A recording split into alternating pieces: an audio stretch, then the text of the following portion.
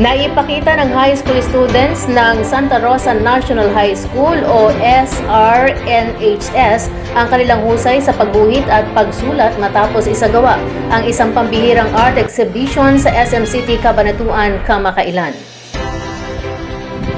Ang naturang art exhibit ay idinaos ng 3 araw sa naturang mall na nagsimula nitong April 22 hanggang April 24, kung saan itinampok ng SRNHS Special Program ang talent ng kanilang mga mag-aaral sa visual arts, creative writing at media arts. Tinawag na Likhaliwan 2024 ang nasabing programa na inaasahang makatutulong sa mga batang Nueva Ecijanos para ipakita ang kanilang kahusayan sa pagguhit at pagsulat.